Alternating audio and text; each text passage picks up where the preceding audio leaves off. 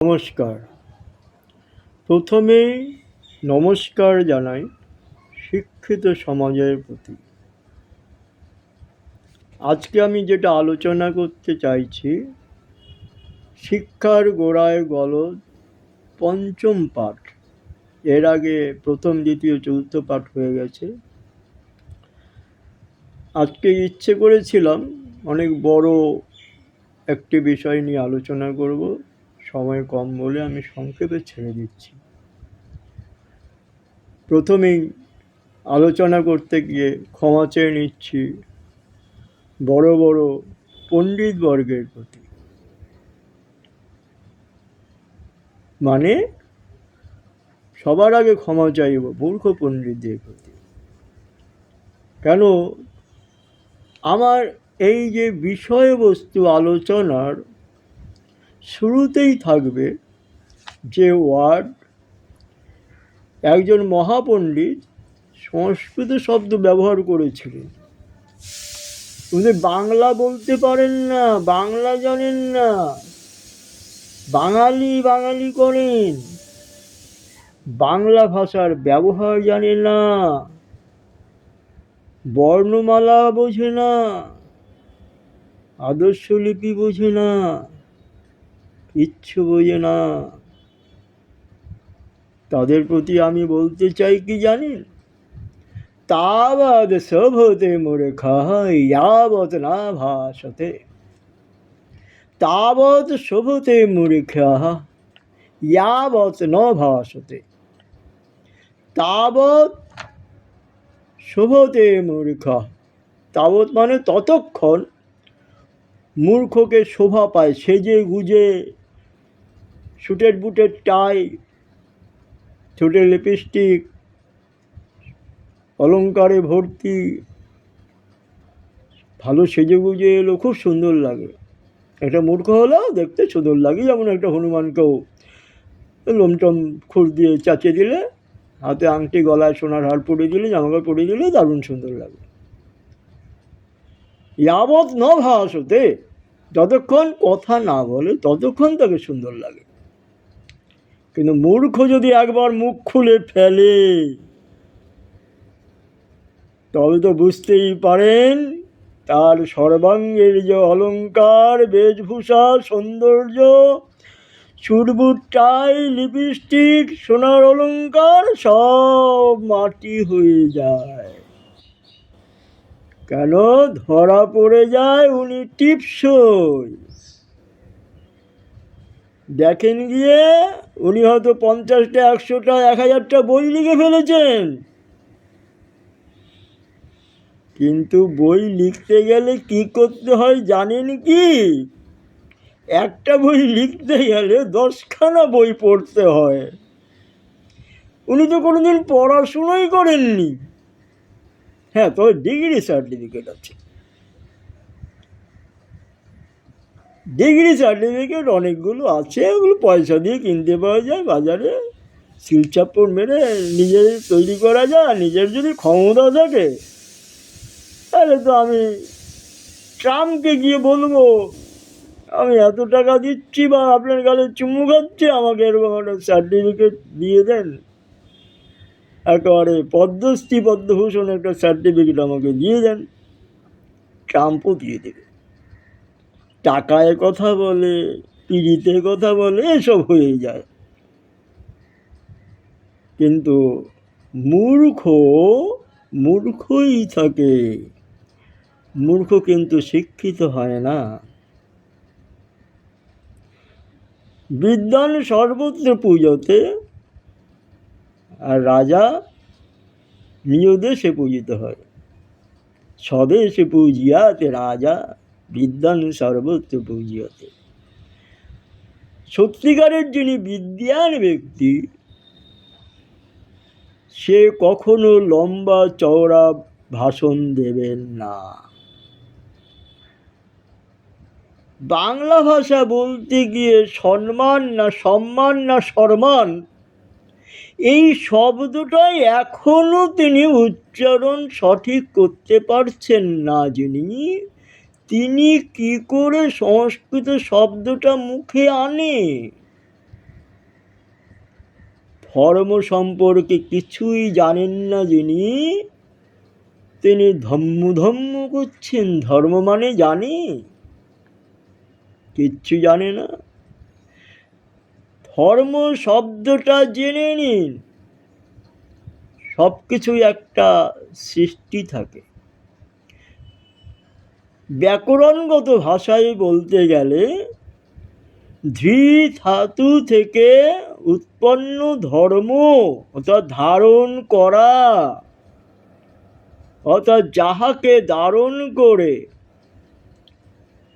বিশ্বের ভগবানের সৃষ্টি সর্বশ্রেষ্ঠ জীব নিজের জীবনকে সুন্দরভাবে অতিবাহিত করতে পারে, তাকেই বলা হয় ধর্ম। ধর্ম হচ্ছে জীবনকে চালিয়ে নিয়ে যাওয়ার একটি পথ। আমি কোন দিকে যাব, ডান দিকে যাব না বাঁ দিকে যাব, ঊর্ধ্বে যাব নিচে যাব, স্বর্গে যাব না নরকে যাব। নরকে যাওয়ার জন্য পথ একদিকে থাকে, স্বর্গে যাওয়ার জন্য পথ আর একদিকে থাকে। আপনি যদি স্বর্গেই যেতে চান, তাহলে আপনাকে সৎ চিন্তা, সৎ ভাবনা, সৎ বোধ, মনুষ্যত্ব বিবেকবোধটা নিজেকে গঠন করতে হবে আগে। মানুষের সেবা করতে হবে। তো মানুষের সেবা, পশু পাখির সেবা, অন্ধ পঙ্গু খঞ্জুরের সেবা, খাবার জোগাড় করতে খেতে পায় না, পশু পাখির সেবা সব আপনাকে করতে হবে। ঈশ্বর ভগবান আমাদেরকে পৃথিবীর শ্রেষ্ঠ জীব রূপে পাঠিয়েছেন। ঈশ্বর নিজে সশরীরে দর্শন দিয়ে সবাইকে খাওয়াতে পারেন না। যারা নিজেরা খাবার সংগ্রহ করিতে পারে না, তাদের খাদ্য সংগ্রহের জন্য, খাবারের জন্য আমাদেরকে পাঠিয়েছেন।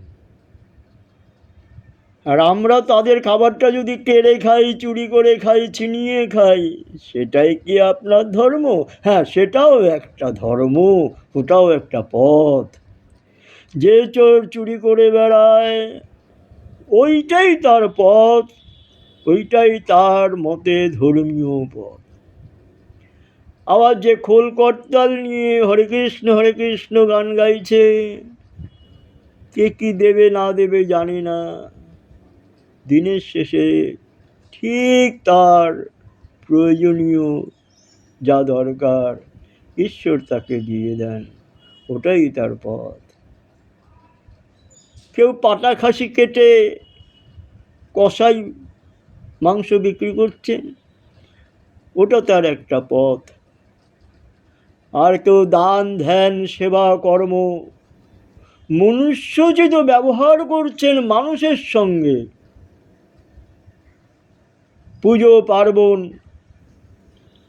সনাতনী ধর্ম প্রচেষ্টা নিয়ে বিদ্যমান থাকেন, সেটা একটা ধর্ম। ধর্ম ছাড়া কোনো মনুষ্য জাতি নেই। হ্যাঁ আছে, বনের পশু পাখিও আছে, যেমন বাঘের একটা ধর্ম আছে। বাঘ জীবন্ত মানুষ পেলেই খুব লেগে খায়, হরিণ পেলেই দৌড়ে গিয়ে ধরবে। তাদের সাথে ধর্মের সম্পর্ক নয়, তাদের খাদ্য সম্পর্ক আছে। আপনারা যারা ধর্ম নিয়ে বিকৃত আলোচনা করেছেন, তাদেরও কি সেই বাঘের মতন ধর্ম, খাদ্য সম্পর্ক? তাই কি? তাহলে মান আর হুঁশ যাদের মধ্যে নেই, তারা কিন্তু হাত পা মাথা মুন্ডু থেকেও তারা মানুষ নন। এটাও ধর্মের অংশ। মানুষ হতে গেলে আপনাকে মান আর হুঁশ নিয়ে জন্মাতে হবে। তবে দেখবেন, গাছের গোড়াটা যদি বিষাক্ত মাটি থেকে উৎপন্ন হয়, এটি চারাগাছ যদি বিষাক্ত মাটিতে বপন করা হয়, তার ফল যা ধরবে গাছে দেখবেন পোকা আম বেরোচ্ছে, আমে পোকা বেরিয়েছে, তার মানে তার ক্ষেত্রটা খারাপ, মূলটা খারাপ। আর যে আমটা দেখবেন ফার্স্ট ক্লাস অমৃতের মতো হয়েছে, তার দেখবেন মাটিটা ভালো, ক্ষেত্র ভালো, মূল ভালো।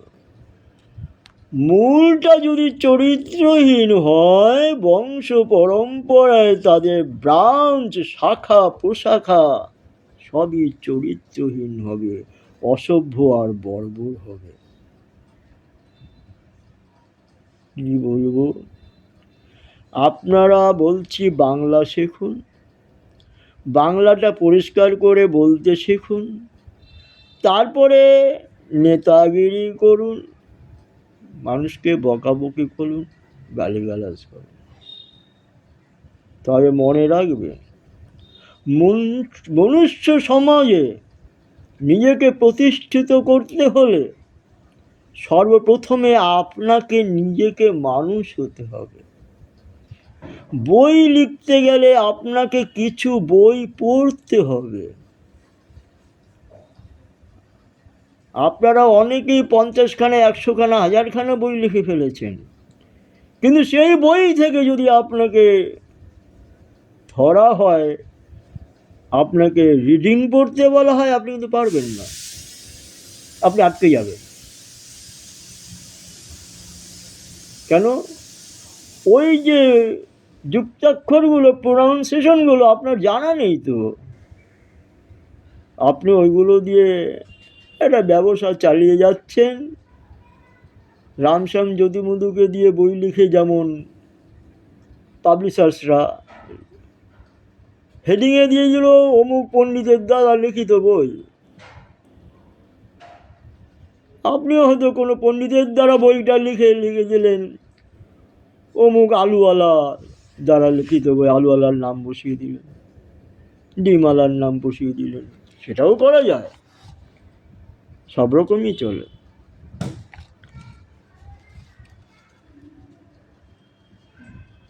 তবে ধর্মের মধ্যে যেটা রয়েছে, বেদ বেদান্ত নিয়ে কথা বলবেন না।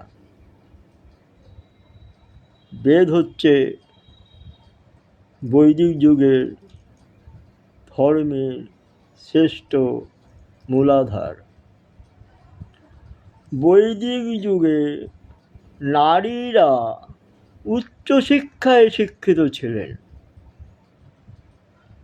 পুরুষ পণ্ডিতদের সঙ্গে কম্পিটিশনে গলায় গলা মিলিয়ে, মাথায় মাথা মিলিয়ে সেই মহিলা পণ্ডিতেরাও সর্বোচ্চ স্থানের অধিকারী ছিলেন। নিশ্চয়ই লোপা মুদ্রা মধুচ্ছন্দা মহাপণ্ডিত মহিলা, এদের নাম আপনি শোনেননি, শুনবেন কোথা থেকে? পড়াশুনো করেননি তো, ডিগ্রি নিয়েছেন। মনু মৎস্য কথা শোনেননি? সেই শিক্ষা সনাতনী অপৌরুষীয় শিক্ষা। বেদ উপনিষদ, তার মাঝখানে ধর্মীয় প্রেরণা, ধর্ম কাকে বলে, সমস্ত কিছু সুন্দরভাবে রয়েছে। বাজারে দেখবেন, কলেজটিতে দেখবেন এই বইটি পাওয়া যায়।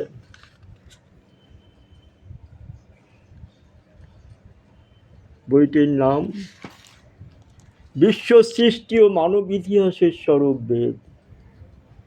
লেখক পণ্ডিত আচার্য কালীশঙ্কর চক্রবর্তী। পশ্চিমবঙ্গের শ্রেষ্ঠ লাইব্রেরি রামমোহন লাইব্রেরিতেও বইটি পাবেন। একটু পড়ে দেখবেন, বইটিতে ধর্ম সম্পর্কে সুন্দরভাবে লেখা আছে। যে ধর্মের ধারে কাছে আপনি যেতে পারেননি, আপনারা মূর্খ পণ্ডিত মশাইরা পারবেন না। যত বেশি কথা বলবেন মূর্খ পণ্ডিত মশাইরা, তত ভেতরের মূর্খতা প্রকাশ পাবে। সুতরাং কথা কম বলে যদি সেজে গুজে বসে থাকেন, দেখতে ভালো লাগবে। বেদ শব্দের অর্থ জ্ঞান, বেদের অন্ত বেদান্ত, যার শেষ নেই। আজকে আমরা সবাই সায়েন্সের যুগ বলছি যারা, তারা জানি না সায়েন্স মানে কি। সায়েন্স হচ্ছে বেদের অংশ মাত্র। সায়েন্স অর্থ হচ্ছে পার্ট অফ নলেজ, আর বেদ অর্থ হচ্ছে ফুল অফ নলেজ। বেদের মধ্যে কি আছে? ইতিহাস ভূগোল বিজ্ঞান থেকে শুরু করে সর্বত্র। যেমন বিজ্ঞান মানে কি, সায়েন্স মানে কি, বিজ্ঞান মানে কি, বিশেষ জ্ঞান। বিজ্ঞান বিশেষ জ্ঞান। আই স্পেশালিস্ট, আই সম্পর্কে বিশেষ জ্ঞান। ব্রেন স্পেশালিস্ট, ব্রেন সম্পর্কে বিশেষ জ্ঞান। হার্ট স্পেশালিস্ট, হার্ট সম্পর্কে বিশেষ জ্ঞান। বোন স্পেশালিস্ট, হাড় সম্পর্কে বিশেষ জ্ঞান। সব বিশেষ জ্ঞান অর্জন করে একজন হয় ফুল ফিজিশিয়ান। সেটা সম্ভব নয় বলে পার্ট অফ নলেজ, স্পেশালিস্ট ব্যবহৃত হয়। শব্দটি স্পেশালিস্ট তৈরি হয় পার্ট অফ নলেজ নিয়ে। ফুল অফ নলেজ কার আছে? একমাত্র স্বয়ং ব্রহ্মা, যিনি জ্ঞানের ধারক ও বাহক। Full of knowledge. তিনি বেদের দ্রষ্টা, তিনি বেদের শ্রেষ্ঠ দ্রষ্টা। বেদ উদ্ভূত অপৌরুষেয় সনাতনী। বেদ অপৌরুষেয় সনাতনী। সৃষ্টির প্রথম সোপান থেকে সেই সনাতনী ধর্ম আবির্ভূত হয়ে আসে। তার মধ্যে হিন্দু, বৌদ্ধ, জৈন, খ্রিস্টান, পারসিক, মুসলমান, পশু পক্ষী সমস্ত জাতি সেই সনাতনীর মধ্যে বিদ্যমান। সনাতনী অপৌরুষেয় সনাতন থেকে সনাতনী ধর্মের সৃষ্টি, ধর্মের আবির্ভাব। ওই বেদের বইটি থেকে আপনারা মনু মৎস্য কথা অংশটি পড়ে নেবেন। সূর্যপুত্র মনু, সেই মনু থেকে মানব সৃষ্ট, সেই মনু মৎস্য কথা পড়ে নেবেন। মানব দুরকমভাবে সৃষ্টি হতে পারে। এক মনু থেকে, সূর্যপুত্র মনু থেকে সৃষ্ট যারা, তাদেরকে বলা হয় মানব। আবার কীট পতঙ্গ ইত্যাদি ইত্যাদি সমুদ্রের গর্ভে ক্রমবিবর্তনের ফলে মৃত্তিকা উদ্ভূত কীট পতঙ্গের ক্রমবিবর্তনের ফলে পরিবর্তিত রূপ হতে হতে হতে হতে একদিন মনুষ্য আকার জীবের সৃষ্টি হয়। দুরকমভাবে মানুষের সৃষ্টি হয়। তবে দুরকম মানুষের চরিত্র ব্যবহার কি একই হবে? হবে না।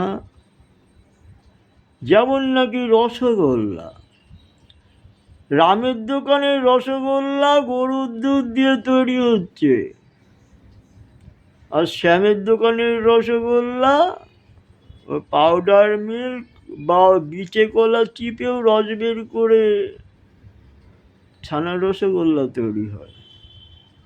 তো দুটো রসগোল্লা কি একই রকম হবে না একই জাতের হবে? সে মনুষ্য সৃষ্টি ওরকম। তবে মূর্খকে মূর্খ বলে কখনো ভাবা যাবে না যদি সে ঈশ্বর ভাবনা সম্পন্ন হন, ধর্মীয় শিক্ষা জ্ঞানার্জনে আগ্রহী থাকে।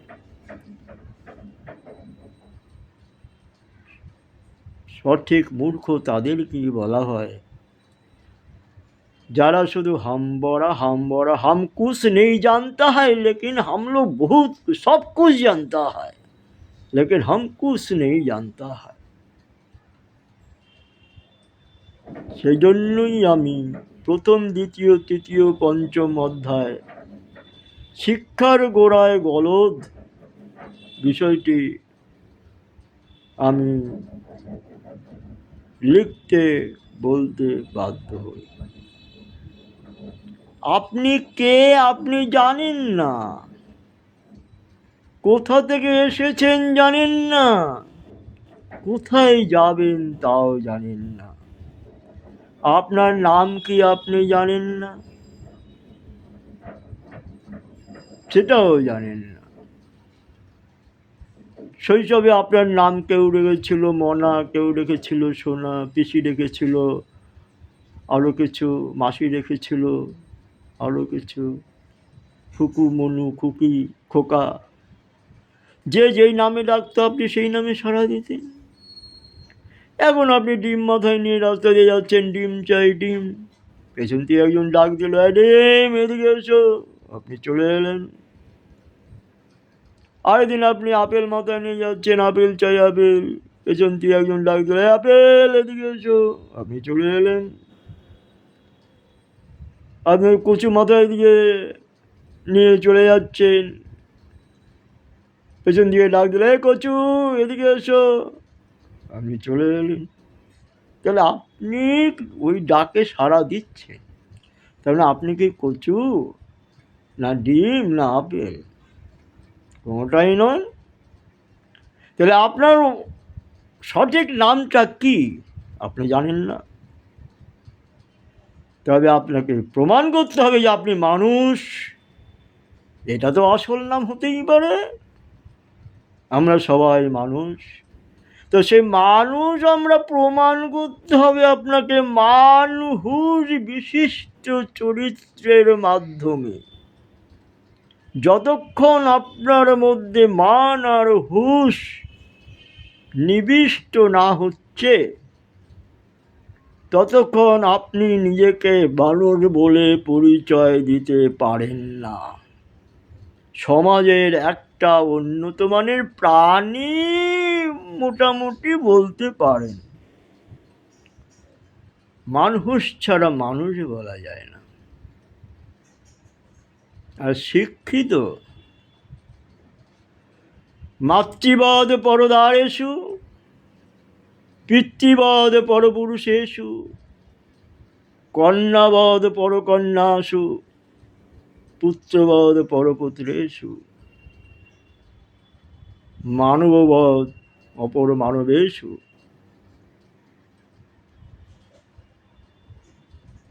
বহুরূপে সম্মুখে তোমার ছাড়ি কোথা খুঁজিছে ঈশ্বর, জীবে প্রেম করে যেই জন সেই জন সেবিছে ঈশ্বর।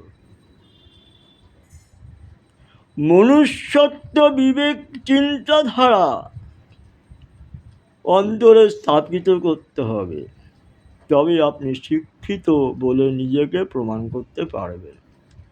ওই ডিগ্রি সার্টিফিকেট গরু ভেড়া ছাগল সবারই আছে।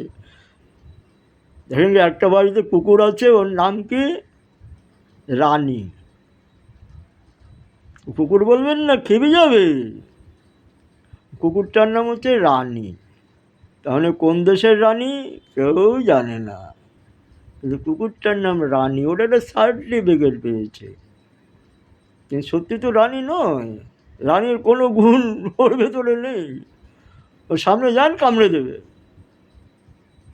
এরকম রানী আমাদের সমাজে মোটামুটি অনেকেই আছে। আমি শৈশব থেকে আমি নিজে স্বয়ং রানী দেখলে 50 হাত দূরে থাকি, মানে ডিগ্রি হোল্ডার নারী। আর ভদ্রমহিলাদের সাথে কথা বলতে গল্প করতে আমার কোনো প্রবলেম হয় না। একটা শিক্ষিত ভদ্রলোকের সঙ্গে একজন শিক্ষিত মহিলার সঙ্গে তর্ক করা যায়, মানে কিছু জানা যায়, কিছু শেখা যায়। ঝগড়া করলেও ভালো লাগে, কিছু শেখা যায়। কিন্তু মূর্খদের সঙ্গে তর্ক করতে গেলে নিজের মান সম্মান ইজ্জতে বলে থাকে না। তাই বলি, তাবৎ সহদে মূর্খা ইয়াবৎ ন ভাসতে। মূর্খ ততক্ষণই শোভা পায় যতক্ষণ মুখ খোলে না, মানে ভাষণ দেয় না।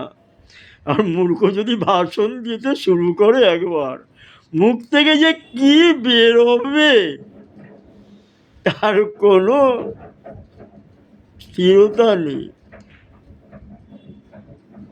এই জন্যই বলি, প্রথমে মানুষ বিশিষ্ট মানুষ হতে হবে, তারপরে নিজেকে সঠিক শিক্ষায় শিক্ষিত হতে হবে, তারপরে রাজনীতিতে নেতাগিরিতে নামতে হবে। নেতাগিরি অত সস্তা নয়। নেতা ছিল নেতাজি সুভাষচন্দ্র বসু। এই বাংলার জন্য রক্ত দিয়েছে হিন্দু মুসলিম খ্রিস্টান সবাই। ফাঁসির মঞ্চে উঠেছিল ক্ষুদিরাম, পার্লামেন্টে প্রথম বিস্ফোরণ করেছিলেন পাঞ্জাবের ভগৎ সিং,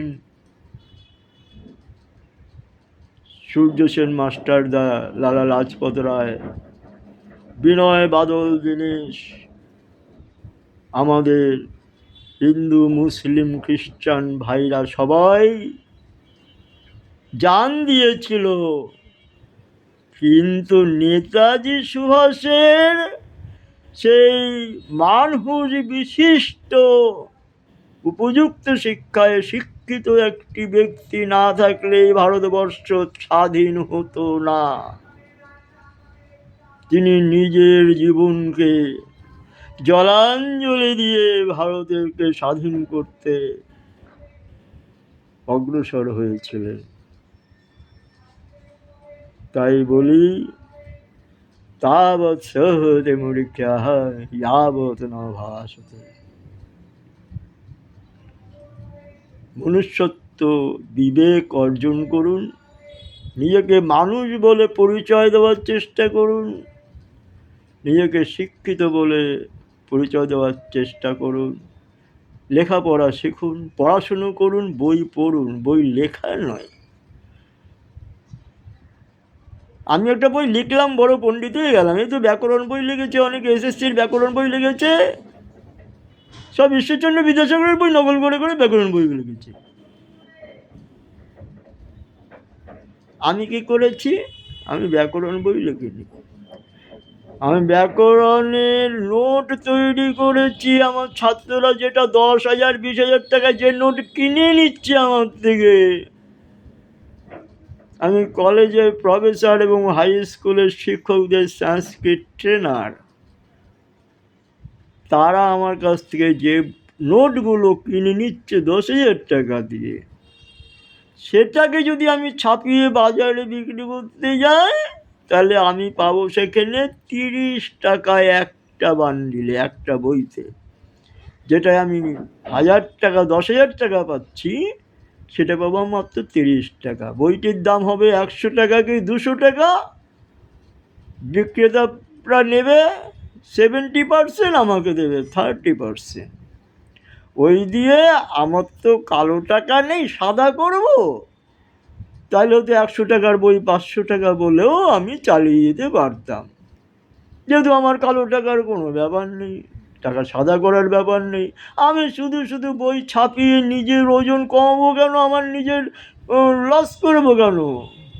তাই বইটাকে ছাপাইনি, আমার ঘর ভর্তি বই আছে, ছাপিয়েছি মাত্র কয়েকখানা বই, যে বইগুলো ছাপিয়ে আমি মানুষের জন্য, সমাজের জন্য বিভিন্ন লাইব্রেরিতে আমি দিয়েছি।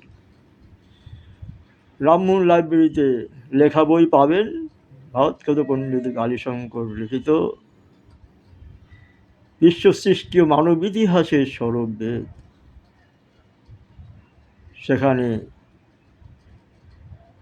বেদের যুগে নারীরা কত শিক্ষিত ছিল, উচ্চ শিক্ষিত ছিল, পুরুষ পণ্ডিতদের সঙ্গে তালে তাল মিলিয়ে, গলায় গলা মিলিয়ে, মাথায় মাথা মিলিয়ে তারা উচ্চ শিখরে পৌঁছে গেছেন। ইলা পিঙ্গলা মধুচ্ছন্দা আরো কত জানা। তার পরবর্তী নেমে এলো ঝড়, হিন্দু মোহাম্মদ ঘড়ির বিশ্বাসঘাতকতায় হিন্দু রাষ্ট্র চলে গেল মুসলিমের হাতে। যখনই মুসলিমের রাজত্ব শুরু হলো, আমাদের বেদ সংস্কৃত সব মাটি চাপা পড়ে যেতে লাগলো। মেয়েরা ঘর থেকে বেরোতে পারতো না, নারী শিক্ষা বন্ধ হয়ে গেল, নারীরা মূর্খ হতে শুরু করলো, নারীরা গৃহবন্দী হতে শুরু হয়ে গেল। তাই আমরা জানতাম নারীরা অশিক্ষিত ঘরে পড়ে থাকে ঘোমটা দিয়ে, বেরোয়া নিষেধ হয়ে গেল নারীদের। তার পরবর্তী যখন ধীরে ধীরে ইংরেজ আমল শুরু হলো, তখন ইংল্যান্ড আমেরিকা থেকে বড় বড় ইংরেজ পণ্ডিতরা আমাদের ভারতবর্ষে প্রবেশ করেন। সব ইংরেজরা কিন্তু খারাপ ছিল না, সবাই কিন্তু ব্যবসা করতে আসেনি। কিছু কিছু ইংরেজ পণ্ডিত এসেছিল সেই ভারতবর্ষের বৈদিক রচনাবলীকে উদ্ধার করতে, ভারতবর্ষের বৈদিক সংস্কৃতিকে উদ্ধার করতে, ভারতীয় ধর্মগ্রন্থকে উদ্ধার করতে।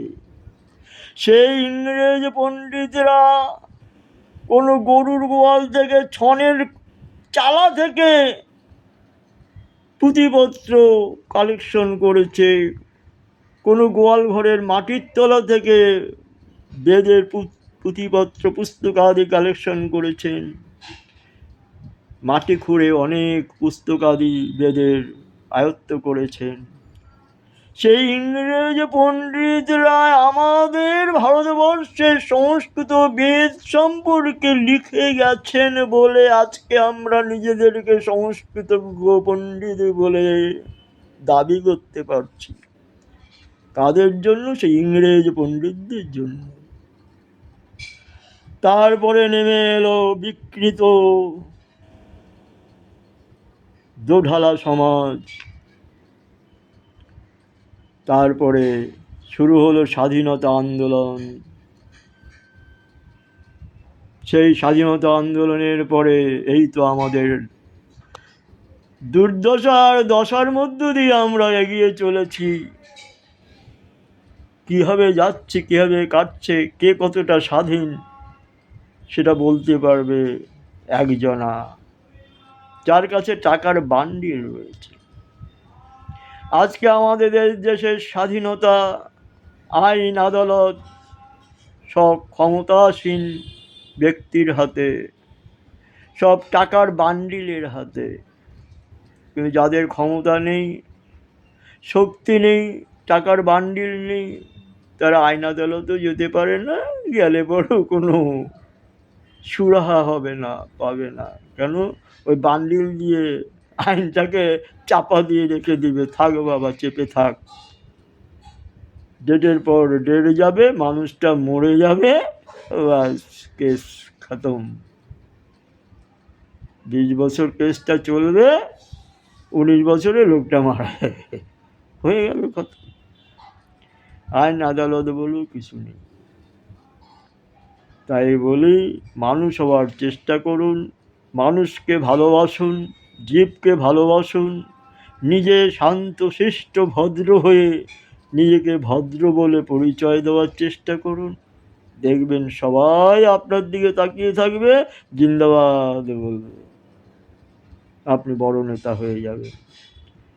আর আপনি যদি কুভাষা, কুকথা, মূর্খামি ভাষা, প্রতিটি কথায় ভুল উচ্চারণ করেন, তাহলে আপনার পরিচয়টা সবাই জেনে যাবে, আপনি অরিজিনাল মূর্খ, আর যে কাগজগুলো ঘরে আছে ওগুলো চুরি করা।